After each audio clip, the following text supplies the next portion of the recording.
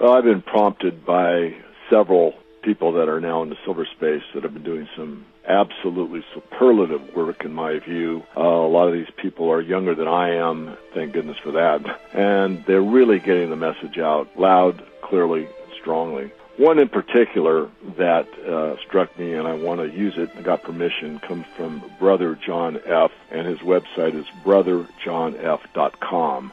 This one that I'm going to comment on in particular struck quite a nerve with me. So let me start by speaking about what I believe strongly is the Achilles heel of the financial system, and I believe that's silver, not gold. The reason I say that is a couple. One is that the old adage that he who owns the gold makes the rules has quite a bit of merit. And the ownership of gold is still held by a great deal of central banks, regardless of how many times it's been hypothecated, swapped, loaned out, deep storage, and on it goes. The bottom line is most of that gold is still resting in a central bank.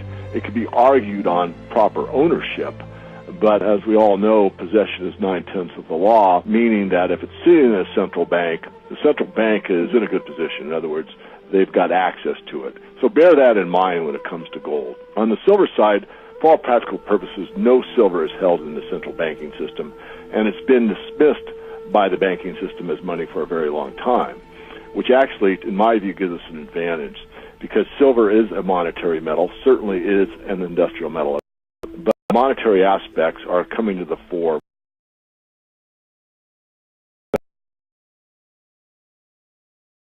People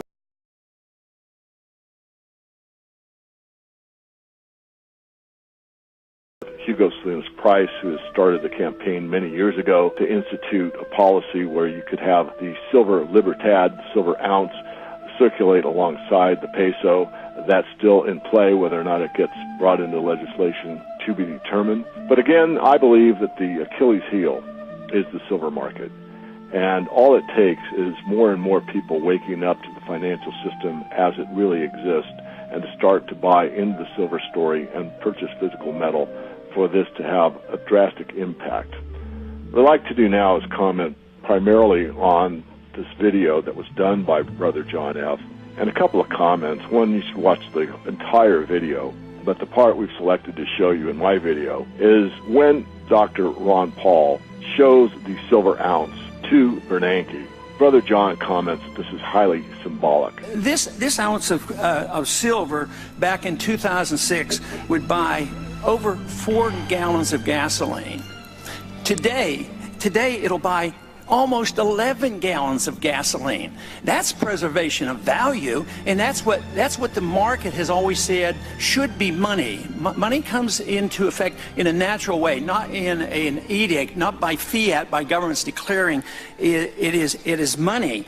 But why is it that we can't consider, you know, the two of us, an option? You love paper money. I think money should be honest, constitutional, still on the books, gold and silver, legal tender. Why don't we use it?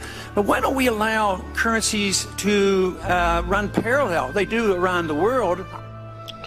So this is a very clear challenge to the banking establishment. There's no question that this is highly symbolic. You can see by the look on Bernanke's face that he is really being called out here. He's been called a liar, he's been called a thief, and now he's been shown the weapon that will destroy him. Brother John comments that this is highly symbolic, that he's showing the silver bullet to the vampire. And that's a metaphor for taking down the system, in my view. You're showing, here's silver, this has purchasing power, it's maintained its purchasing power or done better over the last several years, and he's implying, Brother John is, and I'm agreeing, that this is something that the banking system doesn't have much control over, and it is a monetary asset. It's holding its purchasing power. It can be used by the people.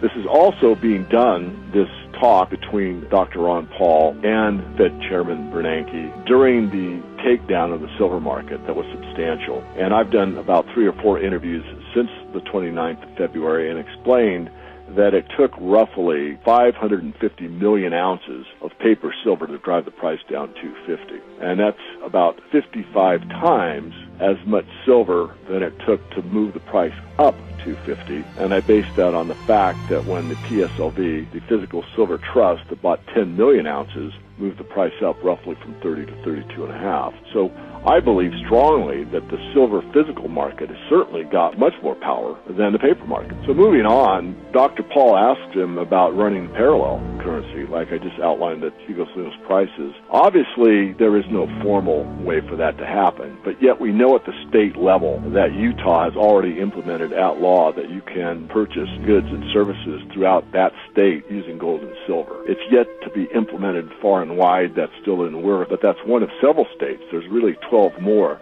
that have similar legislation. So obviously, we're getting to the point that I forecast and many others that as things deteriorate further, that people seek value and value-based money, and I think that's going to catch on more and more. This is going to cripple the ability of the banking establishment to manage the price as they have done for so long. The other part I'd like to comment on is when Dr. Paul talks about keeping your money in the mattress. You know, if inflation is so low, and he says, I don't agree with that, but if inflation is so low, this hurts savers, because where are you going to put your money? In the mattress?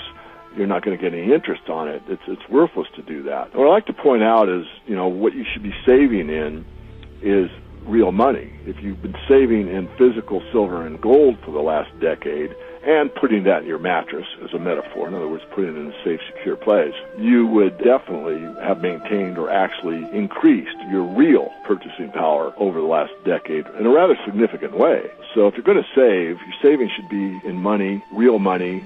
And lastly, what I like to comment on, actually above and beyond all that I've said already, and that is my view on the most important of all. And that is that no matter how much money or real wealth you accumulate in the physical gold and silver markets, or even in the derivatives markets such as mining shares or ETFs or anything else you care to name, no matter how much money each individual makes in this market, I think it pales compared to the most important thing, and that is freedom.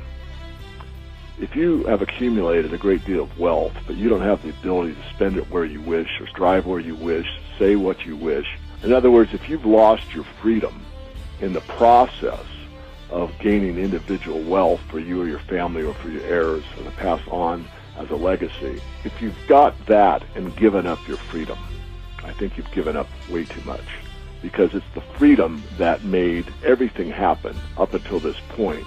The free ideas, freedom of speech, the freedom of the press, all the things that have slowly eroded over time and on an accelerating basis now, where the powers that be, the government entities, if you will, and not just in the United States of America, but basically on a global basis, have over time eroded those freedoms. There's nothing, in my view, that's more important than being a free people. And I believe that the internet is key in this area for everyone to get a free market approach to the markets, to health, to learning, to music, to whatever. I mean, the internet is broad-based, it's so diverse, it's so worldwide. But it's really free market because it's up to you as the individual to read, heed, and do your own due diligence on what's said. I was taught very early on not to believe everything that you read, not to believe everything that you hear, and not even to believe everything that you see. And those are good facts to keep in mind. Regardless, there's a great deal of truth on the internet, and to me, one of the greatest truths is what's happening in the global economic system and the corruption that is pervasive throughout the global political structure. And these are things that are taking away our freedoms. So remember, live free, be free, die free. When I made the Matrix video, I had one thing in mind. I wanted to appeal to the younger people. I knew that most of them understood that movie, at least at some level, and I wanted them to understand that in today's society, for the most part, people are born a debt slave, live a debt slave, and die a debt slave. It doesn't have to be that way, but it takes you to do something. I encourage you to get educated, to continue to watch videos, not necessarily mine, but any that resonate with you. And please don't hesitate to hit the send forward button so you can share those with friends, family, and those you care about.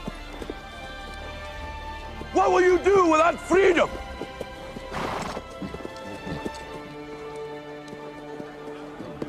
And dying in your beds many years from now, would you be willing to trade all the days from this day to that for one chance just one chance to come back here and tell our enemies that they may take our lives, but they'll never take our freedom!